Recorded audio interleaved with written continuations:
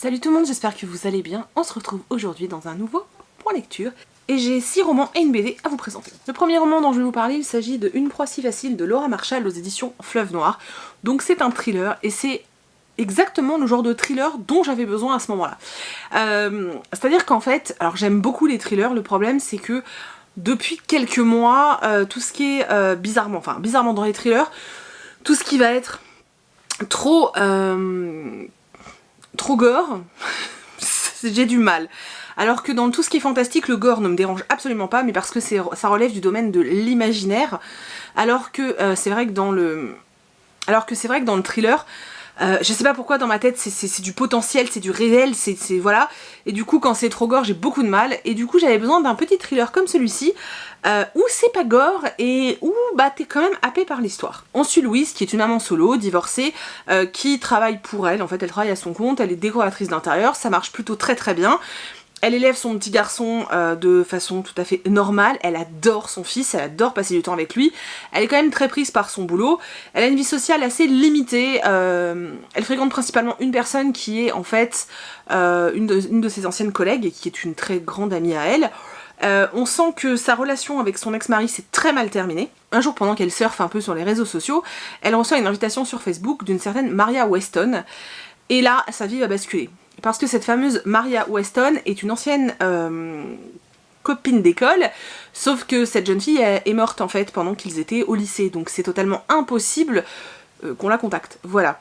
Donc Louise va commencer à avoir un peu peur, au début va penser que c'est une blague très morbide, et puis au fur et à mesure va se rendre compte que ça cache quelque chose. Louise va reprendre contact avec certaines personnes du lycée, qui faisaient partie de son groupe d'amis, parce qu'en fait elle faisait un peu partie du groupe des populaires sans être réellement populaire, mais elle faisait quand même un peu, si vous voulez, elle était un peu en satellite de tout ça, en orbite de tout ça plutôt, et en fait voilà, elle restait quand même assez proche de ces filles-là, donc elle va recontacter une de ses anciennes amies, et elles vont toutes être invitées en fait à, vous savez, ce genre de soirée, genre 20 ans après, que sont-ils devenus, allez on se retrouve tous, et en fait tout va basculer dans leur vie à ce moment-là. J'ai beaucoup aimé, franchement j'ai beaucoup aimé. Alors c'est pas le roman du siècle, c'est sûr que si vous êtes quelqu'un d'habitué au thriller, peut-être que vous allez pas trouver ça complètement waouh, mais moi j'ai bien aimé, j'étais à fond dans mon truc en train de me dire mais c'est qui est-ce qu'envoie des messages, j'étais en train d'échafauder plein de théories, et puis en fait j'avais raison sur un truc et puis tort sur un autre, et voilà, j'aime bien ce côté là de je devine des trucs mais je devine pas tout. C'était vraiment super cool, moi j'ai passé un super moment de lecture, voilà, j'ai vraiment beaucoup apprécié, c'est le genre de thriller que moi j'aime, parce que voilà, on est quand même au centre d'une intrigue, voilà, au centre d'une vraie intrigue où vraiment on se pose des questions, mais c'est pas gore, il y a eu des meurtres, oui, voilà, mais c'est pas, voilà, on n'est pas dans l'hémoglobine, on n'est pas dans des trucs hyper malsains avec des viols et tout, non, ça reste du thriller soft, j'ai envie de vous dire, et du coup j'ai beaucoup aimé, j'ai passé un très bon moment de lecture. Je vais maintenant vous parler du dernier livre d'Agnès Ledigue, Dans le murmure des feuilles qui dansent, aux éditions Albin Michel, que j'ai eu la chance de recevoir, hop, dédicacé de l'autrice, donc un grand merci. Malheureusement j'ai pas vraiment aimé ce livre. Habituellement j'aime beaucoup ce qu'écrit Agnès Ledigue, alors c'est toujours un peu tire-larme dans le sens où il y a souvent des enfants malades, ou en tout cas soit des enfants malades, soit des enfants qui meurent, soit des enfants qui ont un accident, c'est pas toujours très gai. Mais c'est vrai que ça passe toujours très très bien avec moi, c'est vraiment, voilà, cette autrice a vraiment une plume qui marche vraiment bien avec moi. Et alors celui-ci, ça a pas du tout fonctionné, j'ai été complètement perdue, je comprenais pas ce qu'elle essayait vers où elle m'emmenait, en fait, j'arrivais pas à comprendre. Ensuite, 2 histoires. Alors la première histoire, c'est l'histoire d'un petit garçon qui a une leucémie et qui vit dans une espèce de bulle à l'hôpital en fait parce que personne ne doit l'approcher. Sa famille est très très présente pour lui, donc son père qui l'a eu assez tardivement, donc à un certain âge, sa maman qui est aussi assez présente malgré son travail, et surtout son grand frère qui est né donc d'une première union de son père, qui aime tellement son petit frère qu'il est prêt à tout sacrifier pour lui. Il passe son temps à l'hôpital pour voir son frère, et ils ont un lien très très proche. Alors ça c'était très beau par contre, le lien fraternel qui les unit est vraiment très très joli, très beau en fait, c'est vraiment très joli, j'ai beaucoup aimé. Et en fait ce qui les unit profondément c'est leur amour de la nature et de la forêt. Du coup, c'est vrai que le grand frère, quand il vient, alors en plus il est menuisier il me semble, c'est vrai que quand il vient, il partage beaucoup de choses de la forêt, des promenades qu'ils font habituellement ensemble, d'une petite cabane qu'ils devaient construire, enfin des choses comme ça, et ils ont tout cet échange. C'était sympa, le problème c'est que c'était trop en fait, c'était trop long ce côté-là, et moi j'avoue que le côté on est amoureux de la forêt, au bout d'un moment j'en avais un petit peu marre, voilà. Et l'autre histoire, on suit un procureur de la République qui un jour va recevoir une lettre d'une jeune fille qui prétend en fait être une de ses anciennes élèves à la fac, et qui lui demande des conseils et de répondre à certaines questions parce qu'elle écrit un roman. Ils vont commencer à avoir une relation épistolaire très importante et un espèce d'attachement, on sait pas trop si c'est de l'amour ou juste de l'affection, en tout cas un attachement très profond. Elle en fait a vécu un drame assez dur et c'est vrai qu'elle veut pas trop lui dire, lui est beaucoup plus âgé qu'elle, il est marié, il a des enfants, sa secrétaire m'a fait tellement rire, c'est une psychopathe, mais vraiment c'est une psychopathe, en train de l'espionner dans tous les sens, en train de mais oh pourquoi elle vous écrit encore, oh mais vous avez pas honte de lui répondre.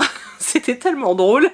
Voilà, il y a eu ce côté marrant de la secrétaire, mais c'est tout en fait, j'ai pas trouvé leur relation hyper enthousiasmante. Alors la jeune fille, je me souviens plus de son nom, Anaëlle. La jeune fille est très touchante parce que vraiment ce qu'elle a vécu est très dur. Le truc c'est qu'en fait ça va pas au-delà, enfin je sais pas. Il y a plein de trucs qui auraient pu me plaire mais qui finalement ne m'ont pas plu. Donc c'est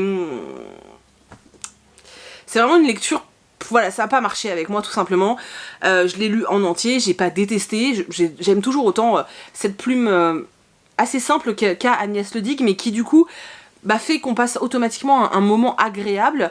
Maintenant j'ai pas du tout été emballée par l'histoire, c'est le premier de l'autrice que je n'aime pas, voilà, c'est la première fois, ça marche pas à tous les coups, dommage. En tout cas si vous l'avez lu, et que vous l'avez aimé, je suis vraiment intriguée que que vous m'en parliez, que vous me disiez réellement vous ce qui vous a touché dans ce roman, parce que ouais, j'aimerais vraiment savoir. Je vais maintenant vous parler de Flora et Ulysse de Kate DiCamillo aux éditions Les Grandes Personnes. C'était trop bien. C'était génial. J'ai adoré ce livre jeunesse. Alors déjà, il est sublime. Donc là, c'est des bords arrondis. Et alors, déjà, le format est super parce que donc vous avez un roman avec des illustrations, mais vous avez également de temps en temps des pages comme ça qui sont un peu genre BD quoi. Donc cette histoire, c'est tout simplement l'histoire d'un écureuil qui malencontreusement un jour va être aspiré par un aspirateur super puissant, et quand il va sortir de cet aspirateur, il va avoir des super pouvoirs et des capacités extraordinaires. Il va être recueilli par une petite fille, celle qui va le sauver en fait de cet aspirateur, et elle va vouloir le garder parce qu'elle crée un véritable lien avec cet écureuil. Et c'était génial parce que toute cette histoire d'écureuil n'est qu'une excuse pour nous parler de choses vachement plus profondes. Cette petite fille qui vit avec une maman qui est totalement obsédée par son métier d'autrice, elle écrit de la romance et elle est à fond dans ses livres et voilà, elle voit pas le fait que sa fille, elle est au milieu de tout ça et qu'elle est peut-être un peu délaissée et qu'elle a peut-être des difficultés aussi à vivre séparée de son papa. On voit cet homme, le père, qui intervient au milieu et qui est vachement en retrait, qui l'emmène chez elle. On découvre des voisins complètement dingues, un autre gamin qui souffre d'un trouble mystérieux qui fait qu'il est devenu aveugle, mais c'est un trouble psychologique. Bon, on sait qu'il n'est pas aveugle, mais voilà, ça traite de plein de petites difficultés que peuvent rencontrer les enfants, mais à travers le biais d'une histoire fantastique avec cet écureuil qui a des pouvoirs et qui est très fort. J'ai juste adoré cet ouvrage, c'est magnifique. J'ai adoré, vraiment j'ai adoré, c'est un très beau livre jeunesse. Je sais pas trop comment vous en parler parce que j'ai vraiment pas envie de vous raconter l'histoire trop en fait, profondément, parce que j'ai vraiment envie que vous le découvriez de vous-même. C'est déjà un objet livre qui en soi, voilà. C'est clairement un livre à confier, à mettre dans les mains de vos enfants de 7-8 ans, ou alors de vous poser le soir avec eux et de le lire ensemble. Ou vous, si vous avez envie de vous replonger dans une belle petite histoire, c'est vraiment super cool. Sincèrement, je vous le recommande de tout cœur, c'était génial. Voilà, j'ai tellement aimé que quand je l'ai trouvé d'occasion, je l'ai racheté pour l'offrir à Elodie. Voilà, parce que j'ai adoré et que je veux que tout le monde le lise. Je vais maintenant vous parler de La Maison Abandonnée de Joël A. Sutherland. Donc là on suit un groupe de 4 copains, alors attendez je reprends les prénoms, donc Jacob, Ichiro, Anna et Aiden. Donc Anna et Aiden ce sont des jumeaux, et Ichiro et Jacob, ce sont les 2 meilleurs copains du monde.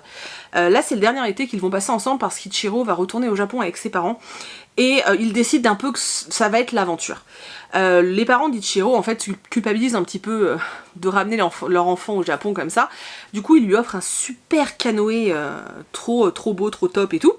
Ils vont, du coup Jacob et Ichiro vont décider d'en profiter et de se marier pendant les vacances et ils vont passer devant une petite île. Et sur cette île il y a une maison et il y a une maison hantée. À partir du moment où ils vont mettre les pieds sur cette île il va se passer des choses très étranges. Et ils vont être amenés à devoir essayer de comprendre ce qui se passe, ils vont se mettre à faire des rêves bizarres, ils vont apprendre que d'autres jeunes avant eux ont fait la fête sur cette île et que ça s'est pas forcément très bien passé. Et quel est le mystère, qu'est-ce qui se passe dans cette maison parce que réellement elle est hantée. C'était sympa, franchement c'était sympa, c'est pas complètement dingue mais c'est vraiment une lecture plutôt sympathique. Ça affiche la trouille, oui, non, pas vraiment. Enfin moi en tant qu'adulte j'ai pas vraiment eu peur. Après on parle vraiment de fantômes, hein. Mais moi j'ai pas vraiment eu peur. Je pense que peut-être que pour des enfants ça peut être impressionnant. Ou pour des très jeunes ados. Maintenant ça reste une lecture d'ambiance. Je pense que voilà, pour octobre ça peut être tout à fait pertinent. Et j'ai quand même passé un bon moment, je suis contente d'avoir découvert ce petit roman et j'ai passé un chouette moment. Franchement j'ai passé un chouette moment en lisant ça, donc voilà, s'il vous tente, pourquoi pas. Très honnêtement je ne vais pas le garder parce que j'ai eu le fin mot de l'histoire, donc je vais pas... pour moi il n'y a rien de... Parce que bon il y a quand même un espèce de mystère, donc maintenant que j'ai le mystère si vous voulez... Voilà, donc logiquement il est sur la boutique Price, sauf s'il est déjà parti, mais normalement vous devriez le retrouver. Je vais ensuite vous parler d'un roman jeunesse que j'ai adoré, donc je vais vous parler de Le seul et unique Ivan de Catherine Applegate. Alors déjà la couve est sublime, mais franchement la couve est trop belle. Donc on suit Ivan qui est un gorille, et qui vit dans un centre commercial, parce qu'un homme en fait a un espèce de parc avec des spectacles dans un centre commercial, et il a acheté Ivan. Donc Ivan vit là et il se satisfait de sa vie en fait. Il est très pote avec l'éléphante qui est à côté, il a un chien errant qui se balade dans le centre commercial, qui le rejoint dans sa cage la nuit. Il se satisfait au départ de ça, jusqu'au moment où sa copine éléphante va avoir un problème et va plus pouvoir vraiment faire les shows, et que du coup le patron va acheter un bébé éléphanto pour faire venir du monde. Et que ce petit éléphant va devoir s'entraîner, et s'entraîner sans arrêt, jusqu'à épuisement, et là le gorille Ivan il va commencer à se poser des questions. En plus Ivan est un animal assez particulier parce qu'il est passionné de peinture, il se met à dessiner, du coup le propriétaire va se dire « Ah, jackpot, je vais vendre les peintures, trop bien !» Et en fait Ivan va se prendre d'affection donc pour le petit éléphanto. Je suis désolée, c'est un peu décousu ce que je raconte. Bref, donc il se prend d'affection pour le petit éléphanto. Et en fait, le fait de voir ce petit éléphant souffrir comme ça va être un déclic pour lui. Donc voilà, vous aurez compris qu'on parle encore de la maltraitance animale. Ça m'a beaucoup touchée, c'était vraiment une très belle histoire. Et c'est vrai que du coup, ça nous laisse percevoir des choses différemment. Bon, moi, personnellement, je n'ai, en tout cas en France, jamais entendu parler d'un centre commercial qui nous présente des gorilles, et encore heureux, parce que je pense que ça me scandaliserait, mais c'est vrai qu'on trouve toutes ces dérives, le business fait que on est prêt à tout pour faire de l'argent, jusqu'à mettre des animaux dans un centre commercial juste pour faire un show, enfin c'est assez horrible. Alors bien sûr, c'est un roman, c'est pas un témoignage, c'est vraiment un roman, mais c'est un très beau roman, et moi j'ai vraiment passé un chouette moment parce que c'est un beau message pour les enfants. C'est-à-dire qu'à travers une vraie histoire, ils vont s'attacher à Ivan, ils vont s'attacher à cet éléphanto, et ils vont automatiquement en fait réellement sentir une empathie pour cet animal, et peut-être que ça les fera réfléchir, et qu'au moment où ils iront dans un zoo, ils se diront mais est-ce que cet animal c'est sa place? Est-ce que... Voilà. C'est vraiment le but, je pense, de cet ouvrage, et je trouve ça chouette en fait, d'amener les enfants à une vraie réflexion par eux-mêmes, et qu'on soit pas en train de les c'est mal, le zoo c'est mal. Non, c'est pas le but. L'idée c'est juste que les enfants se rendent compte que c'est vrai que la place d'un gorille c'est pas derrière une vitre. Et ouais, c'est un chouette message. C'est vraiment un très très chouette message. Voilà. Oui, je sais qu'en ce moment je vous présente pas mal de livres sur la cause animale, mais c'est des thématiques dans la littérature jeunesse que j'aime énormément. parce que j'aime énormément les livres jeunesse qui transmettent réellement des messages de société. Donc pour moi c'est vraiment important, en tout cas je vous le recommande de tout cœur, c'est un sublime objet livre, c'est une très belle histoire, et voilà. Par contre je l'aurais peut-être lu en VO si j'avais su, parce que c'est vraiment abordable. D'ailleurs je me tâte à le racheter en anglais, parce que c'est la même couve, hein, mais parce que déjà il est moins cher, et puis parce que ça doit être vraiment abordable, et je pense que c'est peut-être plus fort quand on a la plume de l'autrice. Bref, bon après pour ceux qui lisent en français, c'est tout aussi bien, hein, vous inquiétez pas, c'est bien écrit, y a pas de problème. Ça reste de la jeunesse, hein, moi je dirais... je sais pas, je dirais 8-9 ans, ça passe très bien. Il a remporté pas mal de prix, et sincèrement c'est pas pour rien. C'est un livre que je suis très très heureuse d'avoir dans ma bibliothèque et que je vous conseille très fortement de lire, parce qu'il est vraiment bien, vraiment. Donc maintenant je vais vous parler de Little Monsters de Cara Thomas chez Castlemore. C'est un livre que j'attendais beaucoup, c'est un livre pour lequel j'avais énormément d'attentes. Et en fait, c'est un livre dans lequel je me suis beaucoup ennuyée, en fait, mais vraiment beaucoup ennuyée. Je peux pas vous expliquer pourquoi, parce que je ne le sais pas. Alors c'était peut-être parce que je l'ai pas lu au bon moment, peut-être, je ne sais pas. En tout cas, j'avoue qu'il y a une espèce d'enquête à résoudre, une espèce de mystère à résoudre, et qu'en fait, pendant tout le long de l'histoire, je m'en fichais en fait. C'est-à-dire que j'étais pas en mode oh, qu'est-ce qui s'est passé. Non, en fait, ça me faisait rien du tout. Donc on suit une jeune fille qui s'appelle Casey, qui a une histoire de famille pas très facile, qui ça allait pas chez sa mère, et en fait elle a été placée chez son papa avec lequel elle n'a pas grandi. Son père, lui, a refait sa vie avec une autre femme, il a une petite fille, donc Casey a une petite sœur. Elle va arriver là, dans cette petite ville de Broken Fall, je crois, s'installer dans une nouvelle famille avec laquelle ça va plutôt bien se passer, pas trop au début avec les enfants, et finalement cette petite sœur va devenir voilà, la prunelle de ses yeux. Elle va plutôt bien s'entendre avec sa belle-mère, au point qu'elle travaille dans le café de sa belle-mère. Dès son arrivée, elle va être entre guillemets prise en charge par deux filles du lycée, dont elle va devenir les meilleures potes, enfin elles vont devenir les meilleures copines. Ces filles l'entraînent toujours à faire plein de choses, voilà, à faire un petit peu des bêtises, enfin pas des trucs fous, mais voilà. En haut d'une colline, en fait, dans Broken Fall, il y a une grange abandonnée qui a une histoire. En fait, tout le monde pense que l'ancien habitant a massacré toute sa famille. Enfin voilà, il y a une histoire un peu glauque autour de cette grange. Donc vous vous doutez bien que tous les jeunes du coin, le challenge c'est un peu d'y aller. Un soir, les copines de Casey vont l'engrainer à aller dans cette fameuse grange. Sa petite sœur va la suivre. Elles vont aller là-bas pour faire du spiritisme. La bonne idée. Il va se passer un truc.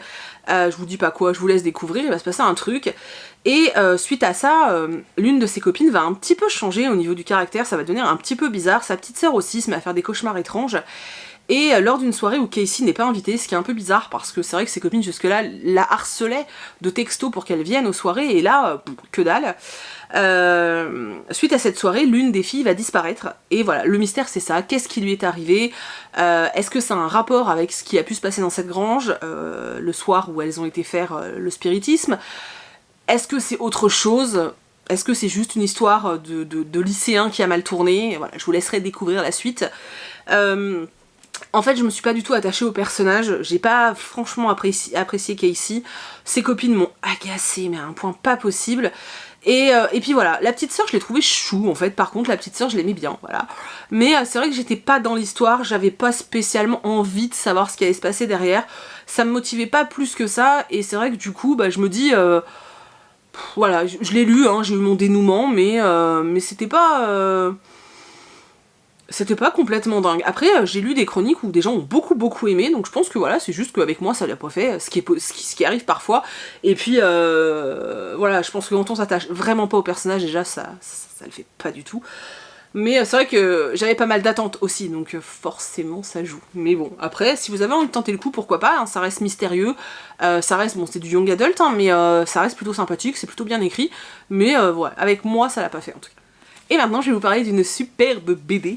Oui, Sorceline, de Sylvia Douillet et Paola Antista. Donc c'est le tome 1, Un jour je serai fantasticologue, aux éditions Vent d'Ouest. Alors je vous laisse admirer cette magnificence.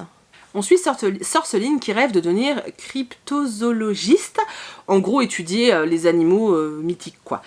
Donc pour ça elle va intégrer une espèce de formation où elle n'est pas toute seule, avec un professeur voilà, qui retiendra que la crème de la crème.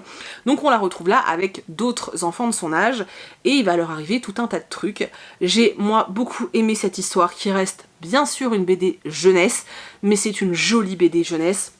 Les illustrations sont vraiment très très belles.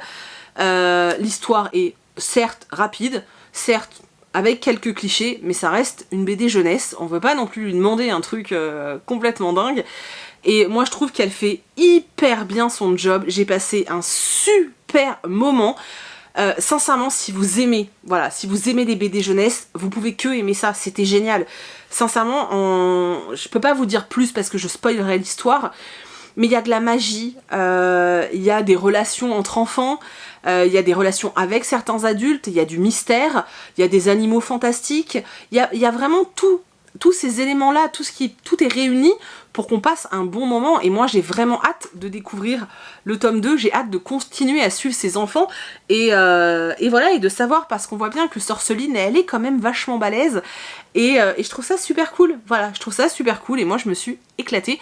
Et je sais que vous êtes déjà nombreux à l'avoir acheté quand je vous l'ai montré en story et à avoir adoré. Donc voilà, si vous êtes plein à avoir adoré, c'est que je suis pas la seule à avoir cet avis là.